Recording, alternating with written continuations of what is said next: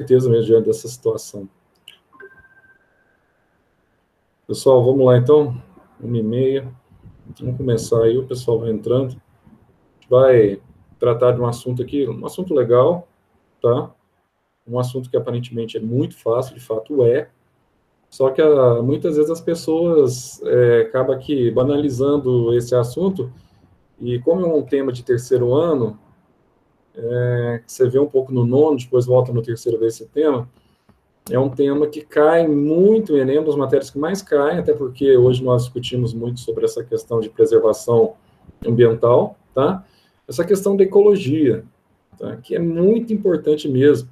Não só a cadeia, as questões referentes à cadeia alimentar, teia alimentar, mas com relação também, né, aos níveis tróficos, etc., mas com relação também à questão da reciclagem da matéria, decomposição, tá? Compostagem, poluição do ar, poluição das águas, efeito estufa, aquecimento global, enfim, você tem os ciclos biogeoquímicos que são fundamentais, nitrogênio, fósforo, enxofre, gás carbônico, enfim, é uma matéria muito fértil em Enem, adubação verde, porque, na verdade, é uma forma, a ecologia estuda as formas plausíveis de você resolver certos problemas ambientais, aí que nós estamos com tantos problemas nesse sentido hoje, tanto no biociclo terrestre quanto no aquático, tá?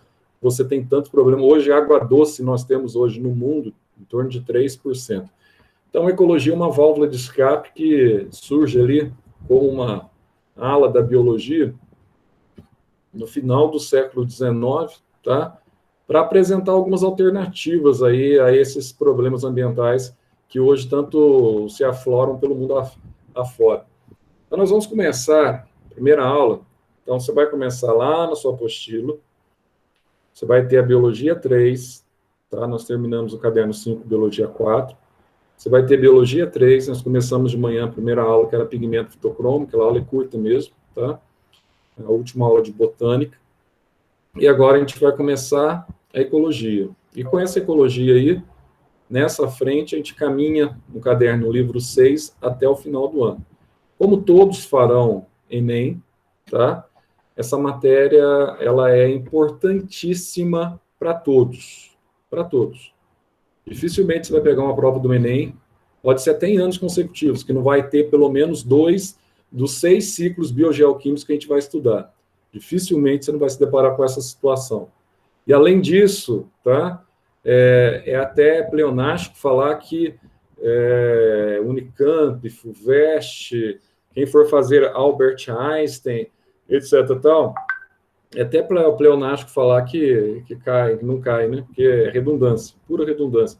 Cai demais também. Em todos os vestibulares paulistas, inclusive vestibulares paranaenses, e assim vai. Bom, o que é ecologia? A primeira coisa que a gente tem que ter em mente, tá? A palavra, a etiologia da palavra. O que significa essa etiologia? O que representa essa etiologia? Quando Haeckel, tá? Ele propõe, no final do século XIX, o estudo da ecologia, quais eram os parâmetros que ele tinha para se estudar? Então, os parâmetros fundamentais da ecologia, a própria palavra já diz no grego. A palavra eco significa casa, tá? Habitação, daí vem a palavra habita, e a palavra logia, que vem então de logos, estudo, né?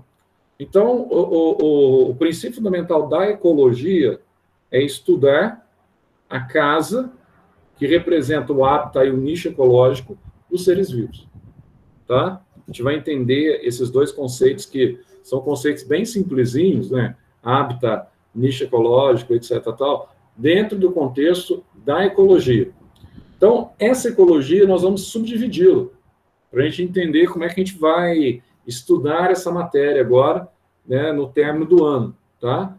Você vai ter a parte que estuda as populações de uma forma geral, que é a demo, vem de demografia, mas é demoecologia. Você tem a parte que estuda a interação entre indivíduos de uma mesma espécie e a interação entre indivíduos de espécie diferente. Nós chamamos de cinecologia, tá? E você tem também a autoecologia. A autoecologia, ela estuda os impactos, tá, do indivíduo no seu habitat, ou uma questão mais ampla no bioma onde ele está inserido, tá? Para garantir ali a sua biodiversidade. Então, assim, matéria legal, matéria que não tem, assim, tantos nomes, assim, que você precisa guardar, tem alguns conceitos básicos, mas é uma matéria boa de se estudar, tá?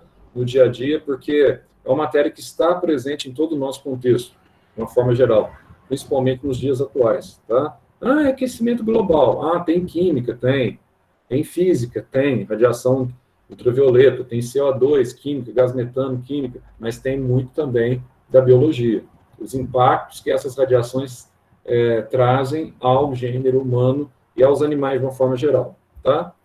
Nós vamos entender alguns mitos e alguns conceitos básicos que nós temos. O primeiro mito, que era considerado como uma verdade há cerca de 40 anos atrás. As pessoas, eles tinham como visão de que as maiores florestas que se encontram no mundo, como, por exemplo, floresta do Congo, floresta amazônica, essas florestas, elas representavam literalmente a oxigenação do mundo, a hematose. Então, a hematose é o local onde ocorre a oxigenação do ar atmosférico. Sim, então, existia até aquela nomenclatura que era utilizada, né? O pulmão do mundo. Então, nós vamos ver dentro da ecologia que esse conceito, há muito tempo, caiu por terra. Tá? Por quê? Porque nós vamos estudar a parte de sucessão ecológica, aí nós vamos entender o que é uma comunidade pioneira, o que é uma comunidade de transição, o que é uma comunidade clímax, tá? Ou seja, uma comunidade que traz estabilidade, tá? Então, a partir desses conceitos, de novos temas que abordam a ecologia, como o caso da sucessão, quando a gente fala de comunidade clímax, nós estamos nos referindo, tá, a um equilíbrio. Que equilíbrio é esse, Zé? Então, no local onde você tem uma biodiversidade variada, como, por exemplo, tá, você pegar o bioma representado por uma floresta equatorial tropical, caso da floresta amazônica. Ali não há déficit nem superávit. Ali há um equilíbrio. Não há produção superávit de oxigênio e nem déficit de oxigênio. Então, você tem um equilíbrio entre o CO2 sequestrado para a efetivação do processo fotossintético e o oxigênio proveniente da quebra da água na fotólise de rio, que é liberado para a atmosfera. Então, assim, na verdade, a gente usa essa expressão para a atmosfera como força de expressão, mas esse oxigênio liberado pelo ar, para o ar, nas florestas, eles são consumidos pelas próprias florestas. Então, não há sobra de oxigênio. Então, a partir do momento que estabeleceu que as florestas, tá, a Amazônia, por exemplo, toda a Amazônia, tanto a Amazônia brasileira quanto a Amazônia andina, toda ela, tudo que ela produz no processo fotossintético, ela mesma, tá, utiliza no seu processo respiratório. Portanto, não tem como você estabelecer uma condição de que ela é o pulmão do mundo, que ela, então, ela gera um determinado superávit que vai se acumular na atmosfera terrestre, um gás que nós temos cerca de 18% a 20% da atmosfera ocupado por ele, nós vamos estudar o ciclo dele, e esse gás é o gás que destina-se à nossa respiração. Então, não é definitivamente o pulmão do mundo. Então, hoje, quem é considerado, entre aspas, o pulmão do mundo, para a ecologia? Então, o pulmão do mundo nós estudamos recentemente, nós temos as algas carófitas, né? Nós temos as diatomáceas, as bacilariófitas, nós temos várias algas que compõem, principalmente aquelas que compõem o fitoplâncton, tá? Essas sim são destinadas à oxigenação do ar atmosférico. Então, essa questão de pulmão do mundo caiu, virou um mito. Então, um mito desfeito pelo estudo efetivo dessa ciência conhecida como ecologia. Mais do que isso, essa visão da ecologia, qual é o conceito amplo que nós temos da ecologia hoje? Bom, o conceito amplo da ecologia, a princípio, ele remonta a uma hipótese em homenagem a uma deusa grega, que era a deusa da terra, que vocês conhecem, conhecida como Gaia. Tá? Então, ele remonta uma proposta de Lover-Luke, quando ele propôs a hipótese de Gaia. Então, o que ele propõe, Zé? Ele propõe o seguinte, na hipótese de Gaia. Ele diz que a Terra é como se fosse um grande vegetal, uma grande árvore. Para resumir a história para vocês. O que acontece numa grande árvore? 99% da árvore é formada por matéria morta, por fatores abióticos, por fatores sem vida, mas que são fatores indispensáveis para a sobrevivência dos 1% que você tem de matéria viva. Zé, então o que é a matéria viva da árvore? A matéria viva de uma árvore, basicamente, é aquela região da casca, onde você tem o floema, que é um tecido vivo, tá? Você tem os tecidos parenquimáticos. A parte interna dele ali é tudo cerne, madeira envelhecida, xilema envelhecido. A folha é a parte viva, tá? Mas 99% praticamente é morto. Aí, quando ele foi pedido para estabelecer a sua hipótese, a hipótese de Gaia, ele disse que ele entendia a Terra como 99% formada por estruturas que não têm vida, mas são estruturas que ele chamou de fatores abio sem vida, tá? Fatores abióticos, que são estruturas fundamentais para a vida, para a existência da vida. Portanto, o conceito da ecologia, ele se resume, então, primeiro, Haeckel, ele diz assim, ecologia é a interação entre os seres vivos e o ambiente físico onde eles estão. Então, esse é um conceito abrangente. Aí veio depois um segundo conceito. Ecologia nada mais é do que o estudo da sistemática de casas que os seres vivos habitam no ambiente. Então, chamaram o estudo dos ecossistemas. Então aí entra os ecossistemas. Sim, ecossistemas. Aí o ecossistema vai te apontar para biomas, biociclos, tá? Terrestre, marinho, de água doce. Então é o estudo dos ecossistemas. Sim, aí a grande questão é, qual é a definição de ecossistema? Tá?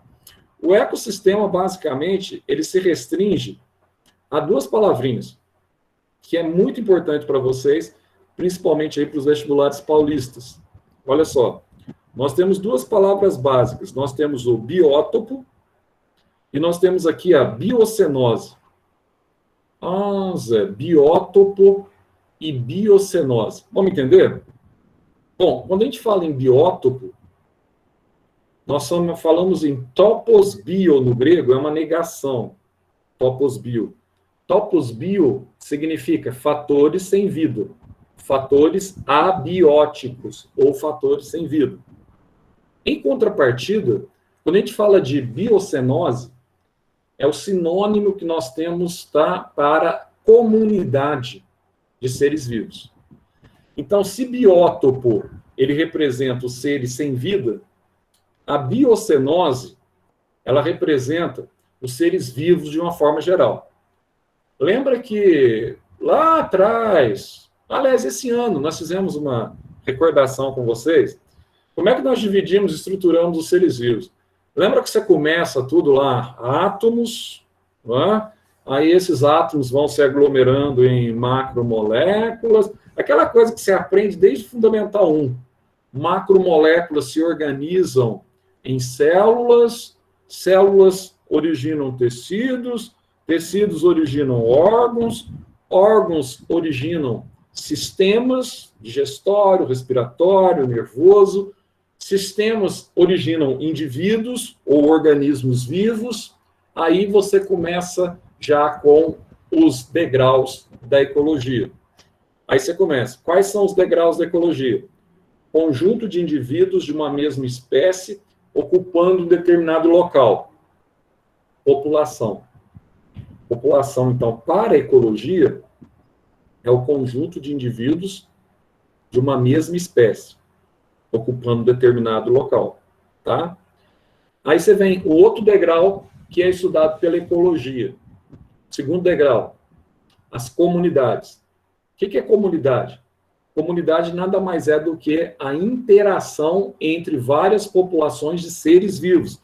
Aí não somente população humana. Então, você está aqui, você está aí na sua casa, Você tem aí no bueiro, você tem rato, você tem barata, você tem escorpiões, debaixo do bueiro da sua casa, você tem pomba, às vezes aí no telhado da sua casa, você tem um cachorrinho, tá? Então, essa interação que há entre os seres vivos compõe a biocenose, que nós chamamos de comunidade. É importante que você guarde esse nome biocenose, porque muitas vezes não aparece na forma de comunidade, tá? Em provas. E guarde esse nome como biótopo, como sinônimo de fatores abióticos. Aí você tem, então, população, primeiro degrau da ecologia, segundo degrau, comunidade. Aí você vai para o terceiro degrau. Qual que é o terceiro degrau? Ecossistema. É interação, tá, entre as comunidades e o ambiente físico onde eles estão inseridos, que é o conceito inicial de ecologia. Aí você vai para o quarto degrau, que é o último degrau. Então, basicamente, ela destina-se, nesses degraus evolutivos, ela destina-se a 4 degraus. O último é a biosfera. Tá? O que é a biosfera, Zé? É a parte do nosso planeta que é ocupada pelos seres vivos. Nossa, então isso é muito fácil. É muito fácil. Agora, Zé, vamos falar um pouquinho sobre esse biótipo aí, ó, sobre esses fatores abióticos. O que nós entendemos por fatores abióticos? Tudo aquilo que não é vivo, mas quimicamente ou fisicamente é indispensável para a vida. Por exemplo, se você olhar para o seu corpo, no adulto, 67% do nosso corpo, ele é composto por quê? Não é composto por água? A água é um ser vivo? Não. A água é um fator abiótico. Um fator abiótico fundamental para quem? Para a vida. Ah, Zé, a água é um fator fundamental para a vida. Isso. A luz, inclusive, uma das primeiras coisas que você analisa em planetas, né, aqui no nosso sistema, quando você tem condição de chegar para tirar fotos, é se tem água. Se tem água, pelo menos nas formas de vida que nós conhecemos, o pré-requisito para a existência das vidas que nós conhecemos é a água. Tá? A luz é importante, Zé? Fundamental. A luz é um fator abiótico, não tem vida, mas ela é um fator que desencadeia a vida vegetal. Tá? A luz. Temperatura é importante? Claro, a ecologia vai estudar a questão muito de biodiversidade. Quanto maior o calor úmido, se você pegar o planeta, a temperatura média do planeta é em torno de 16 graus Celsius. Tá? Se você pegar o planeta como um todo, vai dar 16, somando os polos, etc. Tal. Agora, se você pegar a região equatorial, ali próxima à linha do Equador, você tem um calor úmido. Um calor que durante o dia mantém-se ali 25, 26 graus Celsius, se pegar a floresta amazônica, tá? Quando está fresco esse calor, que pode subir até mais de 40 graus Celsius. Esse calor favorece a reprodução das espécies. Se favorece a reprodução das espécies, ele contribui para o aumento da biodiversidade. Tá? Quanto maior o calor úmido, maior a biodiversidade. Você pegar o urso polar, a população do urso polar é pequena, né? É pequena, do lobo é pequena, do esquimó é pequena. Por quê? O frio, ele inibe a reprodução das espécies. Então, é natural que você tenha populações pequenas devido às condições inóspitas, desfavoráveis, que são impostas pelo clima àqueles indivíduos. Mas o que mais Temperatura, calor, umidade do ar é importante? Claro. Tá? Tem situações, no deserto, por exemplo, que você tem seres vivos que se adaptam a baixíssimas umidades do ar. Eles têm que superar os seus problemas se adaptando a umidades do ar extremamente baixa. O oxigênio é importante? Claro, o oxigênio é um gás, é um fator abiótico fundamental. O CO2, o dióxido de carbono é importante? Claro, o dióxido de carbono é fundamental, tá? Para a vida como um todo, para a formação do topo da cadeia alimentar, que são os indivíduos que nós chamamos de produtores. Nossa, Zé, mas então a ecologia ela está mais presente do que eu pensava. Com certeza. Tá? E aqui, então, você tem esses dois conceitos, o biótopo, os seres não vivos que são indispensáveis para a vida, e você tem aqui a biocenose, que é essa comunidade de seres vivos aí que formam, tá, os fatores bióticos, dentre os quais nos incluímos, nós, animais. Todos os seres vivos celulares se incluem, tá, como fatores bióticos. E os vírus pelo menos quando eles estão, tá, parasitando os indivíduos. Aí eu vou fazer aqui um comentário sobre a floresta, que eu acabei de falar para vocês, porque ela não é mais considerada o pulmão do mundo, e duas expressões que eu gostaria que você guardasse comigo aqui no início do nosso estudo de ecologia. Duas expressões bem simples. A primeira é hábitat e a segunda é nicho ecológico. Ou seja, quando eu estou falando em hábitat, eu estou falando no eco, na casinha? Estou falando no eco, na casinha. Quando você fala numa casa, você pergunta muitas vezes qual o endereço, onde você mora, por exemplo. Qual é o seu endereço? Então, olha, na ecologia, quando nós falamos em hábitat, nós falamos no lugar onde determinada espécie mora. Literalmente, isso é o hábitat. Tá? Não são os hábitos que eles têm. É o lugar onde ele mora. É o endereço daquela espécie. Tá? E a interação dela naquele local. Mas é o endereço. Aí você fala assim, que eu dou exemplo aqui, por exemplo. Vamos pegar o Pantanal Mato Grossense, está vendo várias mortes de animais, etc. Tal. Aí você pega, por exemplo, sei lá, capivara. Capivara, ela é derivada de onde, Zé? Basicamente do Pantanal Mato Grossense. Então, qual que é o hábitat da capivara? Pantanal Mato Grossense. Hoje nós vivemos problemas de desequilíbrio ecológico, muitas vezes é permitido até o abate de capivaras na nossa região por causa de superpopulação. Então, nós temos problemas hoje, por quê? Porque o homem, tá, interferiu diretamente, de forma decisiva, com relação ao hábitat desses animais. Então, esses animais estão se espalhando, vão buscar outros locais. Mas o hábitat tradicional deles é o Pantanal Mato Grossense. Se eu falar para você de urso polar, o próprio nome já diz, lá no polo, tá? Polo Norte, por exemplo. Se eu falar para você de leão, se eu falar para você de girafa, se eu falar para você de rinoceronte, qual que é o hábitat deles? Eu sei, Zé, eu sei, é savana africana. Isso é o lugar onde ele vive. Isso é o que nós chamamos de hábitat, tá? É o endereço que ele ocupa dentro do seu ecossistema. Isso é o que nós chamamos de hábitat. Mas e nicho ecológico? Então, muitas vezes você confunde hábitat com nicho ecológico. Sabe por que você confunde? Porque hábitat dá a impressão que são os hábitos, né, do indivíduo dentro do seu ecossistema. Não é isso. Os hábitos do indivíduo dentro do seu ecossistema é melhor relatado pelo nicho ecológico. Zé, então, nicho ecológico, nós poderíamos, então, resumir numa única expressão? Poderíamos, sim. Nicho ecológico, nós poderíamos dizer o seguinte, que é a profissão que o indivíduo ou a espécie exerce no seu ecossistema. Nossa, que legal, Zé. A profissão exercida por essa espécie é o nicho ecológico? Isso. Então, habitat é o endereço, guarda essa palavra, habitat é o endereço, você põe entre parênteses, e o nicho é a profissão. Então, peraí. O indivíduo ele pode ser herbívoro, ele pode ser carnívoro, no nosso caso, ele pode ser onívoro. Esse tipo de situação que descreve nossos hábitos alimentares, ele encaixa no contexto de hábito, de nicho ecológico? Beleza, ele encaixa no contexto de nicho ecológico. Mas é lógico, vai além disso. É muito mais abrangente. O nicho ecológico, ele refere-se às épocas de acasalamento das espécies, às épocas de hibernação das espécies, tá?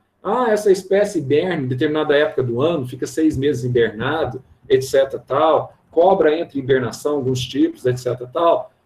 Refere-se se tem hábito noturno, se tem hábito diurno, aquela determinada espécie, tá? Então, durante o dia, ela dorme o dia todo, sai à noite para caçar, ou vice-versa. Tudo isso é o contexto que compreende o que nós chamamos de nicho ecológico. Então, meu caro, guarde bem essas duas expressões para ecologia, tá? E guarde assim, hábitat, endereço, nicho ecológico, profissão. Você não vai esquecer jamais, embora você vai recordar muita coisa que você viu lá no ensino fundamental, lá atrás, tá? Então, olha, tudo isso compreende o hábito. Agora, como eu disse, na ecologia você vai ter alguns desafios aí, tá? Apresentados para os cientistas e para a humanidade.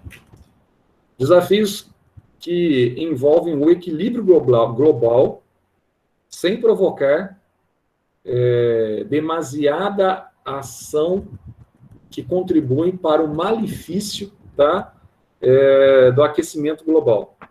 Vou dar um exemplo. Hoje nós temos um grande desafio no mundo. Alimentar uma população que supera 7 bilhões de pessoas. Nossa, é muita gente, supera 7 bilhões. Sim, é muita gente. Então, é muita gente para ser alimentada. Muita gente para ser alimentada. Só que tem um detalhe. Essa população supera 7 bilhões. Então, eu tenho que intensificar maneiras para que essa população ela possa, então, se alimentar, ela possa comer, etc. Tal. E uma das formas que tem se encontrado hoje é a expansão da pecuária. Não é? Eu vou ter, então, a expansão do gado bovino para que, a partir dessa expansão do gado bovino, você consiga, então, ter uma pecuária que venha atender, o Brasil, um dos maiores exportadores de carne do mundo, venha atender essa necessidade premente da população mundial, Zé. Sim, isso é uma verdade. Só que tem outro problema. Quando você, e guarda bem isso, porque eu tenho certeza, pela quantidade de vezes que nós já falamos sobre esse assunto, quando nós falamos de combustão de fósseis, aí vem na sua cabeça assim, ó, nossa, está queimando fósseis, está contribuindo para o aquecimento global, está liberando CO2, monóxido de carbono, tá aumentando a espessura do estufa, que está a 20 mil metros de altitude. Então, o estufa permite a passagem da radiação do sol, da ultravioleta, mas a radiação que bate no solo é absorvida e depois é irradiada na forma de infravermelho, ela não consegue atravessar o estufa, e isso faz com que o calor seja devolvido para a Terra. Bom, esse fenômeno que nós chamamos de aquecimento global é um fenômeno natural. Ele, por si só, não tem problema nenhum. Ao longo das eras geológicas, vulcões, né, foi liberando esse CO2 para a atmosfera. Isso foi fundamental para manter a temperatura média do planeta na temperatura que nós temos hoje. Se nós não tivéssemos esse cobertor, a temperatura nossa seria entre 35 a 55 graus negativos, temperatura média do planeta. Por causa desse cobertor natural, nós temos essa facilidade de manutenção da nossa temperatura aqui em 16 graus Celsius, em média. Só que, o que aconteceu? A partir da Revolução Industrial, queima intensificada de fósseis, você teve maior emissão de CO2 para a atmosfera por ação humana. Então, aí começa, então, carvão mineral, depois começam os veículos, motores. Aí você tem um incremento, aumentou a espessura. Como aumentou a espessura, você começa a devolver mais calor para a Terra. Então, você tem uma elevação média na temperatura nos últimos 100 anos, extremamente significativa. Com essa elevação, que chega a quase 4 graus Celsius, você começa a ter degelo nas calotas polares, aumento do nível dos oceanos. Se aumenta o nível dos oceanos, as regiões ribeirinhas, as regiões costeiras, começam a sofrer por inundações, tá? Aí você tem também um problema que nós enfrentamos hoje. Zé, nós estamos na primavera, mas um calor violento. Nem no verão nós chegamos ainda. Não era para ter uma temperatura mais amena esse ano, né, nessa época do ano? Sim, mas aí nós temos os problemas derivados desse aquecimento global, tá? Quais são esses problemas derivados do aquecimento global? Os problemas derivados desse aquecimento global é exatamente isso, mudança das estações climáticas no regime das chuvas e intensificação do calor. Vocês veem muito lá na geografia, El Niño, Laninha. Então, você vê muito esses aspectos, essas informações. Zé, mas e aquele povo que acredita que o aquecimento global não existe, que é uma invenção, etc. Tal? Esse pessoal, 99% deles, tem alguns cientistas que são testas de ferro desse tipo de mentalidade. 99,9% desse pessoal aí são terraplanistas, tá? Eu não vou discutir. Eles creem que a Terra... Tem um documentário no Netflix, acho que eu já comentei com vocês, que fala sobre os terraplanistas que surgiu, o movimento que surgiu, aí conta a história deles nos Estados Unidos, que eles morrem, tá, para discutir que a Terra é uma grande pizza, na verdade, que tem as bordas, etc. Tal. Bom, eu não vou entrar nesse mérito, mas eu só tenho que dizer o seguinte, que a maioria que concorda, né, esse Ricardo Salles, ministro do Meio Ambiente, etc. Tal, a maioria desse pessoal nem sequer acredita que a Terra é redonda. Então, eles querem estabelecer um conceito extremamente medieval. É igual a ministra da Agricultura diz o seguinte, que o bombeiro do Pantanal é o boi, porque ele come massa verde, diminui a massa verde, que eventualmente ela vai entrar em combustão, não sei o que e tal, só para intensificar ainda mais a criação de gado naquela região. Mas veja você, para intensificar ainda mais? Sim. Mas deve ser feito isso? Da forma que eles fazem, eles colocam fogo, na maioria das vezes, lá, para liberar espaço para pastagem, para colocar o Pantanal em chamas? É lógico que não, se falta política ambiental. Isso é um absurdo, uma vergonha. Mas não vamos entrar nesse mérito, não. Bom, com relação a essa questão do aquecimento global, vocês já sabem. Sabe daquelas aulas nossas que pega aquecimento global, pega física, pega química, pega biologia, e vocês veem desde o 9º ano. Agora, tem um detalhe do aquecimento global, talvez você não se atente com relação à pecuária, que nós estávamos falando no início, para você alimentar toda essa população. Você não pode esquecer que o gado é um animal, nós vimos isso recentemente na aula de digestão, é um animal ruminante, é um animal poligástrico. E por ele ser poligástrico, ele forma com muita facilidade o gás metano, o CH4. E esse gás metano, ele é tão maléfico quanto o CO2 para contribuir para o aumento da espessura, tá? Do cobertor estufa. Nossa, Zé, é verdade isso, Zé? É verdade, tá? Então, você não pode esquecer, numa prova de Enem, que quando menciona pecuária, com a expansão da pecuária, porque às vezes você está só naquela, né? Queima de gasolina, queima de diesel, isso contribui para o efeito estufa. O etanol é um combustível limpo. Você fica só nessa. Não. A pecuária também é um problema sério que nós temos hoje, porque cada vez mais ela cresce, mais você tem problemas aí com relação à ruminação, e quanto mais ruminação, mais gás metano é produzido pelas bactérias, tá? Que atuam também na ruminação em meio anaeróbio. Então, você tem produção de gás metano, e esse gás metano contribui também para o aquecimento global. Mas como é que faz, Zé? A gente precisa produzir gado para alimentar a população com proteína animal. E, diante disso, você contribui. Então, é uma situação da mesma forma. Você não vive hoje sem a gasolina, né? E a gasolina vai continuar sendo queimada. Mas você tem que ter estratégias pensando no futuro para o que fazer diante desses desafios.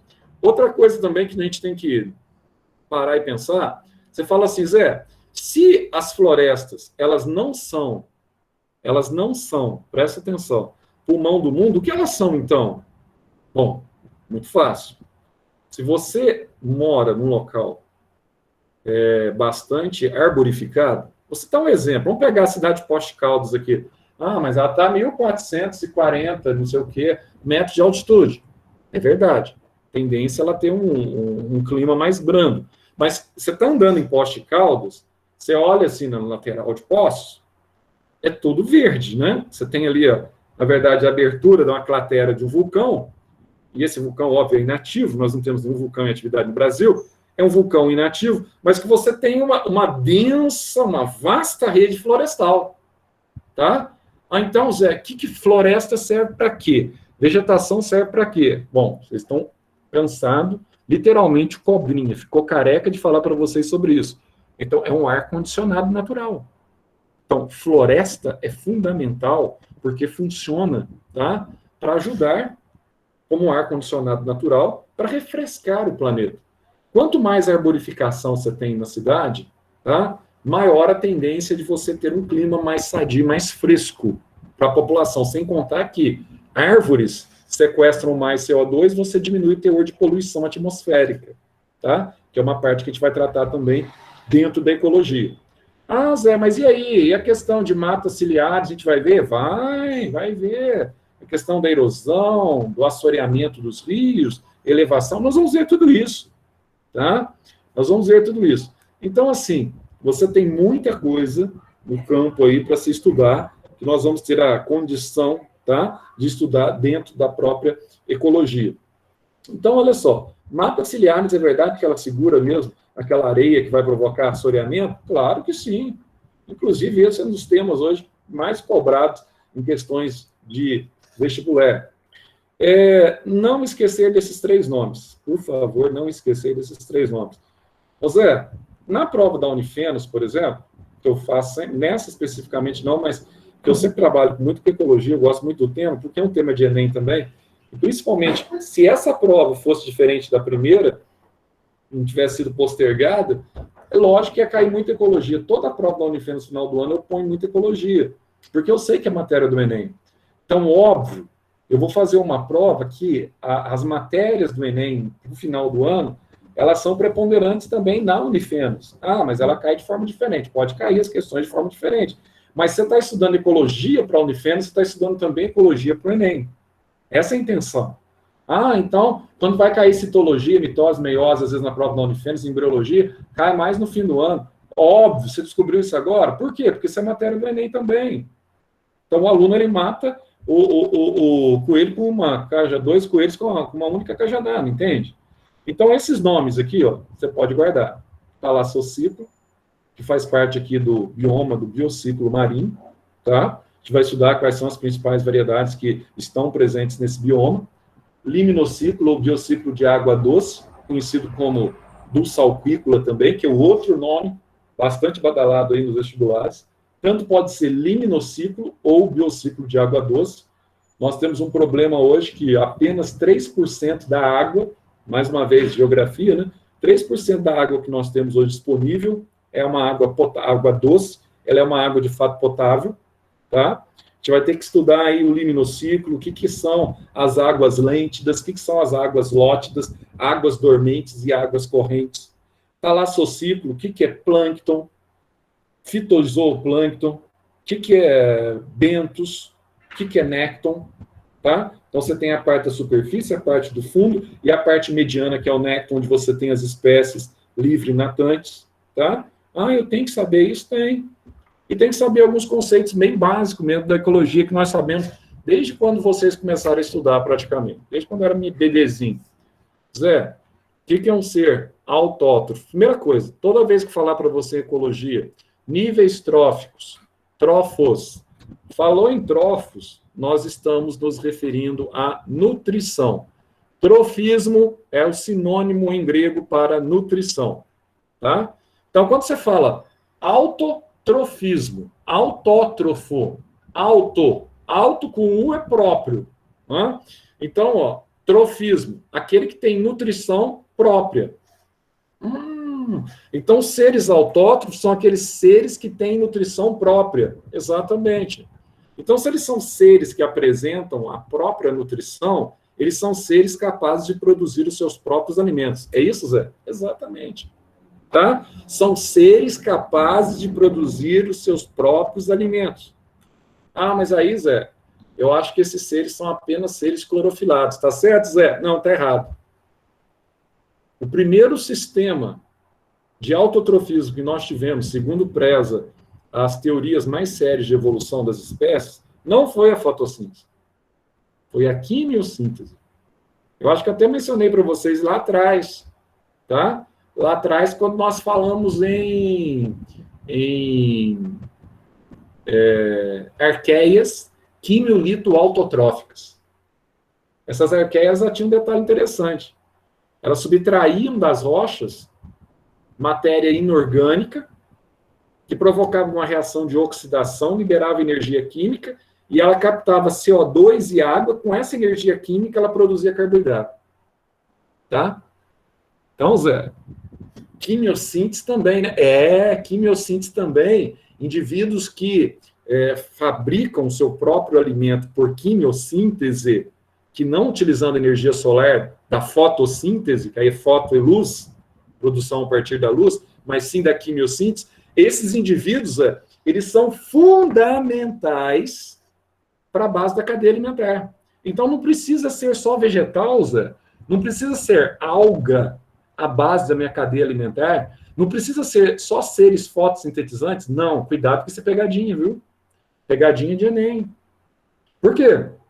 Porque muitas vezes você só vê no elemento verde o produtor. É bem verdade que, na maior parte das vezes, quem atua como produtor são os elementos verdes, são os elementos clorofilados.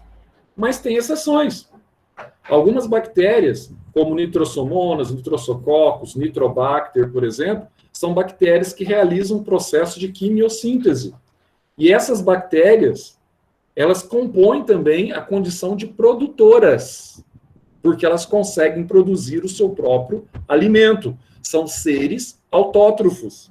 Então, algumas bactérias quimiosintéticas, tá? Elas têm a prerrogativa de atuar como produtoras na cadeia alimentar. Pois bem, Zé, esses são os produtores. Mas e os seres heterótrofos, hein? Bom, heteros, trófos. Trófos, nutrição. Heteros, nutrição diversificada. Ou seja, eles não têm a condição de produzir o seu próprio alimento, então eles têm que comer de matéria orgânica já produzida. Quem, Zé? Somos nós. Então, heterótrofos é sinônimo de consumidores. Nós não conseguimos produzir, então nós temos que consumir. Consumir para a nossa nutrição. Então, nós somos seres heterótrofos. Alimentamos, não só nós, mas como grande parte, tá, da biodiversidade terrestre tem que alimentar-se de uma forma ou de outra de matéria orgânica já existente. Então, não posso esquecer? Não. Outro conceito básico que você tem aqui, ó, fundamental. Qual é, Zé? Os seres que nós chamamos de seres decompositores. Zé, aqui vocês fazem uma tremenda lambança, muitas vezes, no Enem. Faz uma confusão. Eu vou te dar um exemplo da confusão. Muitas vezes você fala assim, bom, Zé, morreu um bezerro lá na roça e tal. Aí, os decompositores, eles vão lá para limpar, fazer higienização, para decompor a matéria no sentido de levar a matéria, tá, à inexistência. Isso não é verdade. Não é essa a função dos decompositores. Por quê? O que acontece? Muitas vezes você confunde a ação ecológica dos urubus com a ação ecológica dos decompositores. O urubu, sim. O urubu, o abutre, ele tem uma prerrogativa fundamental. Ele realiza o processo de limpeza e higienização dos ecossistemas. Ele vai lá e come aquela carne morta, aquela carniça, etc. tal, tá? Mas ainda ali sobre os resíduos que sofrerão ação principalmente de bactérias e fungos decompositores. Agora, presta atenção. Bactérias e fungos não têm função de aniquilar matéria. Bactéria e fungo que atua sobre cadáveres tem uma função específica. E esse nome chama-se reciclagem da matéria. E nós vamos trabalhar com esse processo ao longo das aulas, a partir dos ciclos que nós chamamos de ciclos biogeoquímicos. Zé, o que é essa reciclagem da matéria? Ó, vegetal, guarda bem isso para mim. Vegetal, a raiz do vegetal não consegue absorver nenhuma espécie de matéria orgânica. Mas agora você me deixou confuso. Quando eu jogo esterco na planta, quando eu jogo humus na planta, até humus de minhoca, aquilo não é matéria orgânica? Não é para o vegetal absorver a matéria orgânica? Não. O vegetal não absorve matéria orgânica. A gente vai ver isso no ciclo do nitrogênio. Você tem bactérias quimiosintéticas que vivem no solo, que transformam a matéria orgânica em matéria o quê? Inorgânica. Então o vegetal só absorve, o que nós chamamos lá de seiva? Ou quando ele absorve do solo, que sobe pelo xilema, a seiva é o quê? Inorgânica.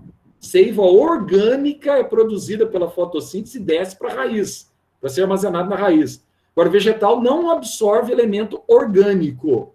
Vegetal só absorve elemento inorgânico.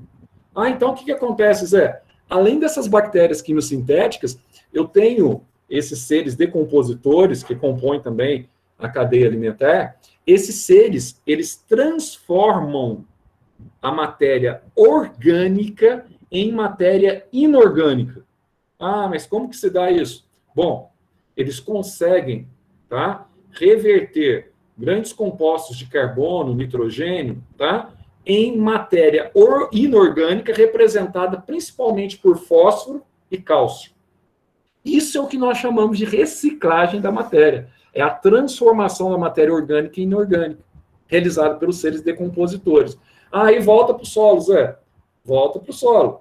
Aí sim, na forma de cálcio, na forma de enxofre, na forma de potássio, tá? Na forma de nitrato. Então, você tem vários elementos que voltam na forma inorgânica para o solo, na forma de fósforo, que vai ser absorvido pelo vegetal. Então, o vegetal, embora é benéfico você colocar o esterco, mas para o esterco funcionar, as bactérias decompositoras transformam esse esterco em matéria inorgânica e assim o vegetal ele vai absorver. Certo? Então, beleza. Olha só, falei sobre isso com vocês, as divisões da ecologia. Então, aqui você vai ter algumas divisões. Bioecologia, que estuda as populações, que a gente vai ver, né? O que é população, Zé? Já falei lá no início da aula. Conjunto de indivíduos de uma mesma espécie que, quando se cruza, produz descendência fértil, né? Isso é população, tá? Comunidade é a interação de várias populações de espécies diferentes. Cinecologia. Nossa, Zé, essa parte aqui, cinecologia, ela não cai em vestibular, ela despenca. Zé, o que é sinfilia? É a mesma coisa que esclavagismo? Zé, mutualismo, tá? Mutualismo e protocooperação são situações diferentes. Canibalismo, competição, amensalismo, parasitismo, predatismo. Nossa, Zé, que doideira. Sociedade, colônia. Nós vamos estudar tudo isso? Vamos estudar. Aonde? Na cinecologia. É uma parte que... Essa é uma das partes que são aquelas partes massificantes mesmo, que cai, mas assim, você pega as provas, dificilmente você vai fazer uma prova hoje, de Enem nem se fala, que não tem uma questão relacionada com esse tipo de matéria. Tá? E a autoecologia também nem se fala, porque é um impacto, né, do indivíduo no seu próprio ecossistema. E muitas vezes, nesse impacto, aí leva à extinção das espécies. Então, vou dar um exemplo para vocês. Acho que vocês conhecem aquelas cobras cegas, que na verdade é um anfíbio, Gimnophiona, que a gente chama de cobra cega, mas é um anfíbio, também conhecido como cecília, tá?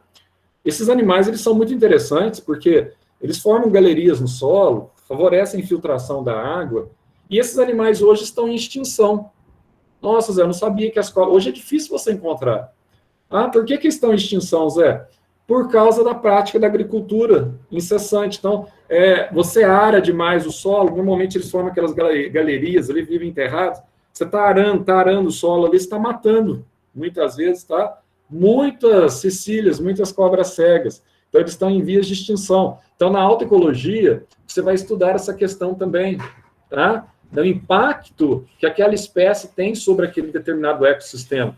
Na demoecologia, você vai estudar aquela questão de controle populacional, taxa de migração, taxa de morte. É a mesma coisa que você estuda muitas vezes na geografia, tá? Indivíduos que nascem, indivíduos que morrem, indivíduos que entram, indivíduos que saem, tá? Que promovem um incremento de determinada população, os fatores que estabilizam uma população, a gente vai ver tudo isso, tá? Então, assim, é uma matéria muito legalzinha. Então, aqui você tem, então, aqueles pilares que eu falei, que são os pilares básicos, tá? Conjunto de indivíduos de uma mesma espécie, vivendo em determinada área, população, que se cruzam e geram descendência fértil, biocenose ou comunidade, interação entre várias populações que ocupam determinado local. Ecossistema, você guarda para mim essas duas palavras, biótopo e biocenose, e a biosfera, que é a parte do planeta ocupada pelos seres vivos. Tá? E sempre lembrando que espécie, esse conceito óbvio, a gente viu lá no início do ano, tá? Quando você tem indivíduos de gêneros diferentes, você pode até cruzar e ter descendência, só que essa descendência é estéril e não fértil, né? Agora, quando os indivíduos são da mesma espécie, eles produzem, então, descendência fértil, certo? Então, essa é a primeira entradinha aqui da ecologia. Eu vou só mudar aqui, a gente vai...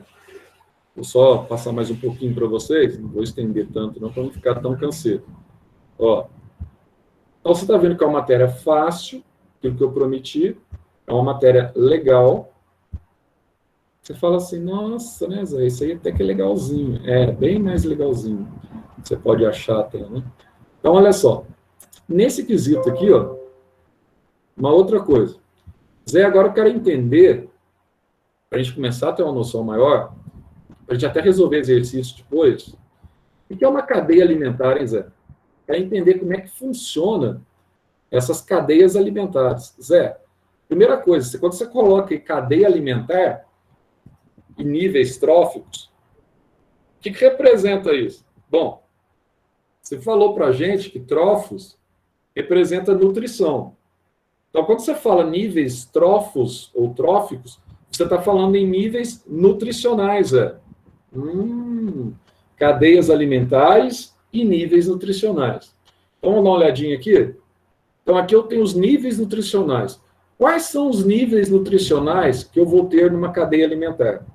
Então, vai guardar bem, para guardar bem essa parte, para depois, quando nós entrarmos na interação entre as cadeias alimentares, para você não confundir teia alimentar com cadeia alimentar, tá? A teia é quando você tem uma interação entre várias cadeias trabalhando em conjunto. Agora, a cadeia é uma linha, é uma trajetória alimentar definida. Então, por exemplo, Zé, o que você tem aqui, ó? Aqui eu tenho uma cadeia. Então, vamos analisar essa cadeia aqui? Vamos. Vamos analisar. Ó, esse primeiro nível trófico, sempre ele será representado por seres que nós chamamos de autótrofos. Ah, Zé, aquilo que você falou, né? Sim, aqueles seres que produzem o seu próprio alimento. Nossa, que legal, Zé. Os vegetais, por exemplo, através da fotossíntese. Isso, seres autótrofos. Normalmente, numa cadeia alimentar, você vai ter como representantes aqui os vegetais. Mas aquilo que eu disse, fique esperto. Bactérias quimiosintéticas também são seres produtores. Quimiossíntese também é uma forma de autotrofismo. Não se esqueçam disso. Beleza, Zé. Agora, e esses aqui, Zé? Esses demais que estão aqui nessa cadeia alimentar, eles são seres heterótrofos. Então, se eles são seres heterótrofos, Zé, eles podem, então, consumir matéria orgânica pronta. Eles não comem, ou eles não produzem, melhor dizendo, o seu próprio alimento? Absolutamente não. Aqui, por exemplo, Zé, eu tenho um gafanhoto, ele é verdinho porque ele tem clorofila? Óbvio que não. Gafanhoto é verdinho porque ele tem uma estratégia aqui de camuflagem, né? Os insetos nascem verde para se esconder, muitas vezes, nas folhagens. Isso é uma estratégia evolutiva de camuflagem, que a gente vai ver também dentro da ecologia. Mimetismo, a mudança, alternância de cor, pela hipófise intermediária, pelo hormônio, tá, intermedina, que interfere nos cromatóforos e permite ao camaleão ter a cor do ambiente onde ele está inserido. Nós vamos estudar também. Mas o inseto, ele é verde, então, não é porque ele tem clorofila, não. Porque ele tem os cromatófagos que desencadeiam essa cor verde nele. Agora, presta atenção. Esses insetos aqui, ó, o Zé, o que ele representa? Ele representa aqui o segundo nível trófico. A partir do segundo nível trófico, tá? Os elementos que compõem uma cadeia alimentar, eles são consumidores. Então, toma cuidado, viu? Ó, o segundo nível trófico, ele representa um C1. O que é C1, Zé? Consumidor primário. Então, toda vez que eu ver um vegetal na cadeia alimentar, eu vou colocar aqui P de produtor. Exato. Você coloca aqui P de produtor. Então aqui, Zé, o gafanhoto é o consumidor do vegetal. Isso, está indicando pela seta. Então, você coloca C1, que representa o segundo nível trófico, que é o consumidor primário. E, às vezes, você tem problema com isso. O primeiro nível é o produtor. O segundo nível é o C1, consumidor primário. Mas quem come gafanhoto? Tico-tico. Tico-tico come gafanhoto. Se ele come gafanhoto, ele compõe o terceiro nível trófico dessa cadeia alimentar, E por ser o terceiro nível trófico dessa cadeia, na verdade, ele representa o consumidor secundário. Não confunda, tá? Então, o consumidor secundário, ele representa o terceiro nível trófico, que come o gafanhoto. E esse gavião aqui, Zé? Esse gavião aqui, ele pode matar e comer o tico-tico. Pode matar e comer o tico-tico. Então, ele é o que nessa cadeia alimentar? Ele é o terceiro consumidor. Então, ele é consumidor o quê? C3. Ele é consumidor terciário. Mas qual o nível trófico que ele representa, Zé? Quarto nível trófico. Você tem outro nome aí, Zé, que você pode dar para esses segundo nível trófico? Tem. Ó, todo consumidor primário que come vegetal, come erva. A palavra vem de herbarium, do latim, tá? Herbarium significa vegetais. Então, esses animais que comem vegetais são os herbívoros. Opa, herbívoros, Zé. Isso. Ô Zé, o tico-tico que come herbívoro, ele é um carnívoro. Ah, carnívoro. Ou, nesse caso específico aqui também, você pode chamá-lo de insetívoro, tá? Ô Zé, e o gavião que come o tico-tico? Ele é um carnívoro maior. Esse é um carnívoro menor, esse aqui é um carnívoro maior, que é o gavião. Ô Zé, esse cogumelo que tá aí, ó, que está apontando todas as setas para ele, como é que nós chamamos isso aí? É o quinto nível trófico? É o primeiro, o segundo, o terceiro? Ele age a função de vários níveis tróficos? Como é que funciona esse cogumelo aqui, Zé? Por que tudo está apontando para o cogumelo? Simples.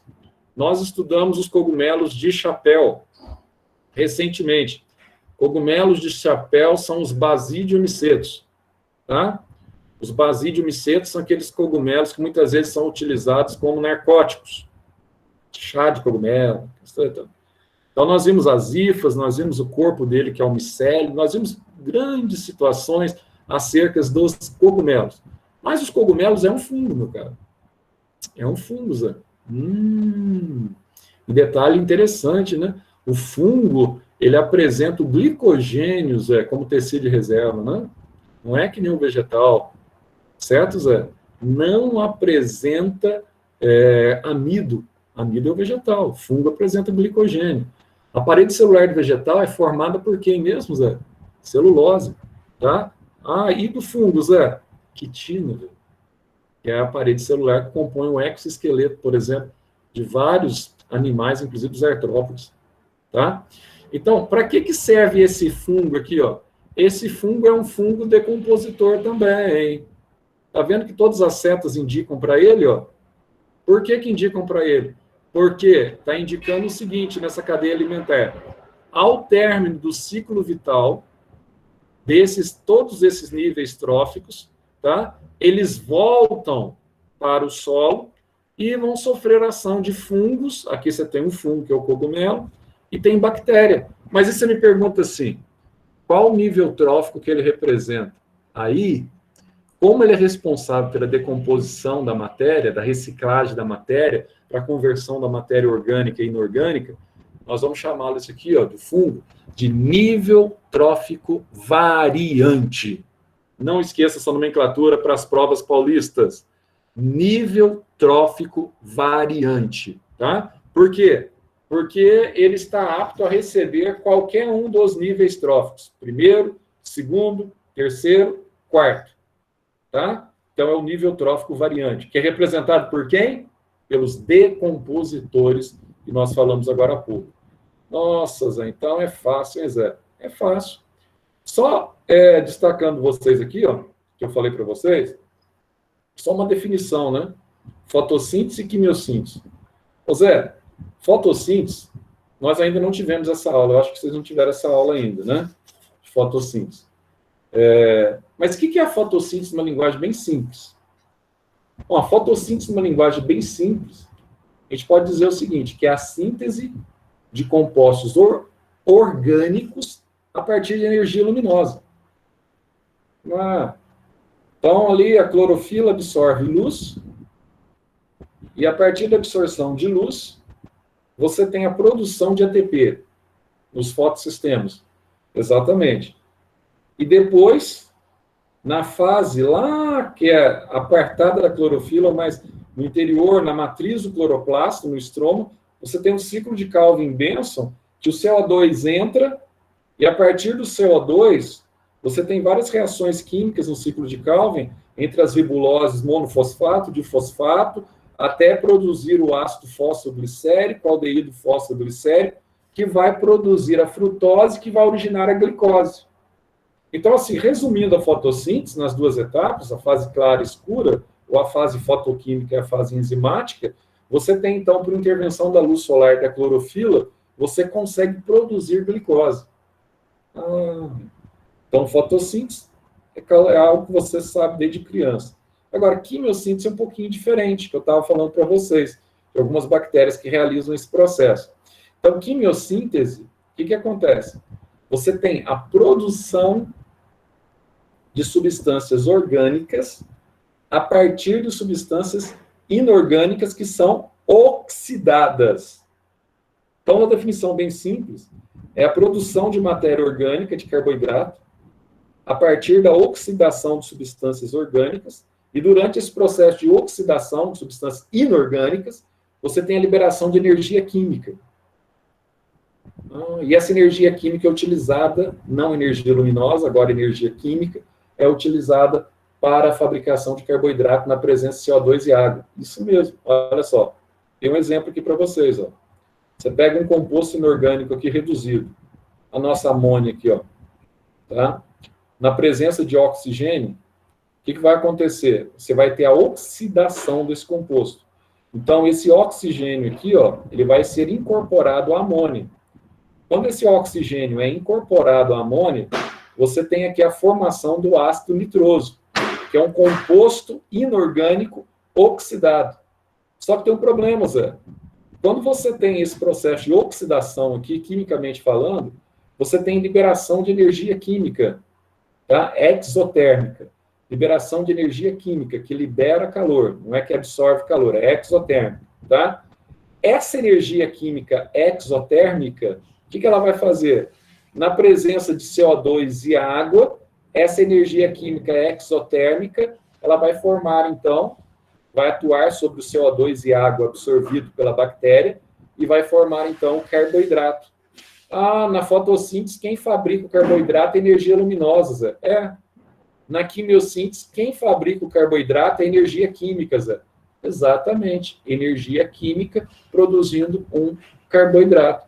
Simples assim. Nossa, então a gente vai estudar essas bactérias que têm essa prerrogativa quimiosintética? Nós vamos estudá-la no ciclo do nitrogênio. Aqui eu já estou citando algumas que eu falei no início da aula, nitrosomonas, nitrosococcus, nitrobacter, tá? São algumas bactérias que estão no solo que atuam no processo que nós chamamos de transformação do nitrogênio orgânico em mineral, que é a nitrosação e nitratação do solo, que é o processo de mineralização, que nós chamamos também, tá? A gente vai estudar nos biociclos. Agora, Zé, então, segundos, eu já coloquei aquilo que eu falei, tudo que eu falei lá já está aqui, viu? Se eu falo segundo nível trófico, estou falando, então, de consumidor primário, né? Então, está aqui, bonitinho, de acordo com o desenho. Se você fala em terceiro nível trófico, está falando consumidor secundário, come o primário. Quarto nível trófico, consumidores terciários, exatamente. E assim vai, até eu chegar aqui, ó, no nível trófico variante, que eu vou ter aqui os decompositores. Agora, meu querido, você vai entender um detalhe comigo. E esses decompositores, já falei para vocês, realizam um processo de reciclagem da matéria, principalmente na forma de fósforo e cálcio, tá? Que vão ser reincorporados ao ecossistema. Aí um probleminha que nós temos aqui, para a gente fechar essa aula de hoje, em cima desse probleminha, a gente está terminando aqui. Por que uma cadeia alimentar, ela tem no máximo 6 elos? Muito difícil encontrar uma cadeia alimentar com 7 elos. Por exemplo, aquela que a gente acabou de ver ali, era uma cadeia com 4 níveis tróficos, que a gente chama de 4 elos. Por que é difícil você ter, né, que naquela cadeia específica ali, ó, É difícil você ter um predador para o gavião. Aí já complica. Tá? Poderia ter um outro gavião, uma atitude de briga entre eles, competição pela mesma presa, mas aí já é difícil. Tá? Mas você poderia ter ali, ó, antes do gavião, você tem ali o passarinho, você tem ali cobra. Aqui eu poderia colocar aqui nessa cadeia, ó, para você ter uma noção. Aqui no passarinho aqui, eu poderia seguir ela, ó. Poderia colocar aqui, por exemplo, uma cobra. Cobra que comeria esse tipo aqui, tá? Aí, ó, quem come a cobra? Poderia ser até uma coruja, em determinadas circunstâncias, determinada cobra, não peçonhento, poderia ser uma coruja. Ah, quem come a coruja? Podia ser um gavião. O gavião também come cobra. Aí ele tem aqui, ó, nessa mesma cadeia, ele tem funções de consumidor diferentes. Quando ele come a cobra, ele é um consumidor. Quando ele come a coruja, ele é outro consumidor. Mas eu poderia acrescentar aqui mais dois, ó, por exemplo, nessa cadeia. Tá? Eu poderia, aí eu teria, se eu acrescentasse mais dois, eu teria aqui 6 níveis. Ah, posso fazer uma de 7? Pode fazer uma de 7. Mas aí tem um problema.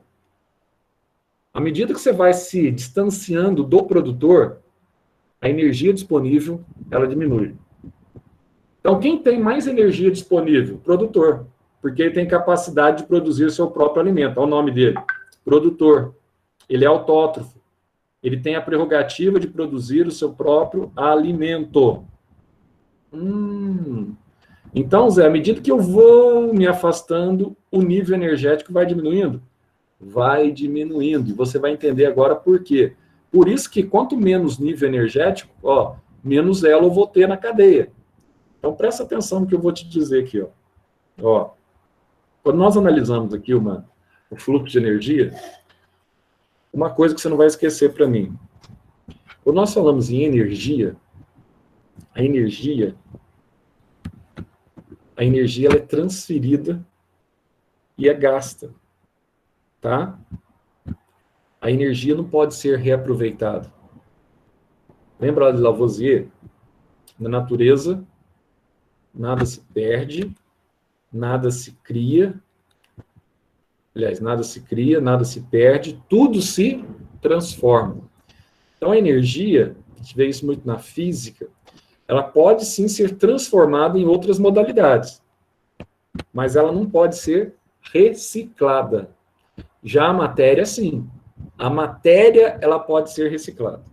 Tá? Energia, não. Então, o que acontece? Ó, à medida que você vai se afastando do produtor aqui, ó, se você analisar aqui o fluxo de energia, produtor é o que contém mais energia.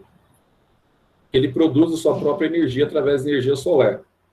Então, ó, aqui, por exemplo, se ele tem, tipo, 100% da energia dele, 80% da energia dele é disponível, 20% ele vai gastar no seu metabolismo. Tá?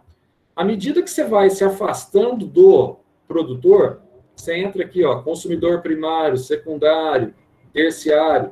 À medida que você vai se afastando, você vai aumentando o consumo de energia por parte dos consumidores para o seu metabolismo. Principalmente essa energia consumida através de quem, Zé? Através da respiração. Principalmente, aqui em cima, inclusive, ele vai falar aqui, ó, gestão, assimilação, crescimento, formas de excreção, a própria morte, forma que você está consumindo energia, mas principalmente a respiração. Então, o que vai acontecendo? À medida que você vai caminhando na cadeia alimentar aqui, ó, você vai diminuindo a quantidade de energia armazenada, sem contar que uma parte da energia nós dissipamos para o ecossistema na forma de calor, tá? Que é o princípio da entalpia também. Então, você está perdendo energia na forma de calor. E essa energia está indo para o espaço sideral. Ela não tem jeito dela ser reciclada. Tá? Ela é dissipada. Então, ó, aí eu vou caminhando. Quanto maior o animal, maior é o consumo de energia. Maior é a taxa que ele precisa consumir para realizar suas atividades celulares, suas atividades respiratórias, ele vai consumindo. Então, essa energia que ela vai diminuindo. Ó. Cheguei no gavião aqui, Zé. Olha, no gavião, Zé, a energia estocada por ele é menor. Ele consome mais energia para manter o seu metabolismo. Então, ó, Ah, Zé, por que que os elos, então, eles vão diminuindo com o passar do tempo, à medida que eu me afasto? Porque a energia vai diminuindo, os próprios animais. A energia armazenada vai diminuindo, tá? Então, assim, ó, a energia, ela é sempre o quê? Acíclica, tá? A energia não pode ser reaproveitada. Já a matéria, não. A matéria é cíclica e a matéria pode ser reciclada. Então, não pode esquecer disso, tá? Quando nós trabalharmos aqui na ecologia. E aqui você vai ter aqui, ó, por exemplo, só um detalhezinho aqui, ó, características do fluxo energético. Então, uma coisa aqui bem importante, ó. O Sol é a principal fonte de energia para todos os seres vivos. Como, Zé? Eu não realizo fotossíntese, por que o Sol é tão importante? Porque a radiação também, ela, de certa forma, contribui para o aumento de temperatura. Tá? Então, de forma direta, mas eu não sou autótrofo. Tá, você não é autótrofo, mas você depende de calor úmido para a tua sobrevivência. É verdade. Então, de uma forma direta ou indireta, o Sol é fonte de energia para todos os seres vivos. Até para conversão, né, de uma das vitaminas aí, que são importantíssimas aí na sua pele, tá? Que é a vitamina D. Então, você tem a vitamina D, que é o tocoferol. Você tem o precursor dela e a energia solar, que permite essa reversão, tá? Do colicalciferol, aliás, tocoferol não, calciferol, falei errado. Do colicalciferol, do calciferol, tá? Na provitamina D, certo? Tocoferol é vitamina E, não D. Então, o Sol é fonte de energia para você também. Agora, que na verdade não é bem uma vitamina, né? É mais um hormônio, mas deixa para lá. Ó, nos produtores está a maior concentração de energia, porque são eles que conseguem produzir, armazenar parte, estocar parte da energia através da fotossíntese. Então, à medida que você vai se afastando do produtor, você tem uma queda no conteúdo energético dos animais. Tá? Por quê? Ele vai utilizar mais energia para o seu metabolismo respiratório, para essa sua dissipação através de calor e assim por diante. Dessa forma, os elos da cadeia diminuem, tá? Não ultrapassando 6 ou 7 níveis tróficos. Então, um detalhe aqui, ó. Você pega essa cadeia aqui, ó. Aqui eu tenho, então, no máximo, ó, 5 níveis. Ó. Tenho vegetal, aqui eu tenho um hamster, por exemplo, que é herbívoro. Aí eu tenho gato que come o hamster, eu tenho a cobra que come o gato, eu tenho a coruja que come a cobra e tenho o gavião que come a coruja. Veja você, eu tenho 5 consumidores aqui. Então, no 5º consumidor, eu tenho o 6º nível trófico aqui, ó. Tenho o 1º, 2º, 3º, 4º, 5º, 6º nível trófico. Zé, outra coisa que eu não posso esquecer de jeito nenhum. O fluxo energético ao longo da cadeia, ele é sempre unidirecional, tá? Ele sempre caminha do produtor em direção aos consumidores, nunca no sentido inverso. Por quê? Porque no produtor você tem a maior reserva de energia. E outra coisa, a energia, aquilo que eu já disse, ó, não pode ser reciclada. Ela pode ser apenas transformada em uma outra modalidade de energia, tá? Então, o fluxo energético é unidirecional, mais uma vez, tá? Já a matéria pode ser reciclada pelos decompositores que compõem o nível trófico, que nós chamamos variante, são os decompositores da matéria. Tá bom, até aqui. Então, ó, próxima aula, a gente vai ver aqui, ó, seguindo, tá? Nós vamos ver pirâmides ecológicas. Por que as pirâmides ecológicas têm que ter o vértice voltado para cima?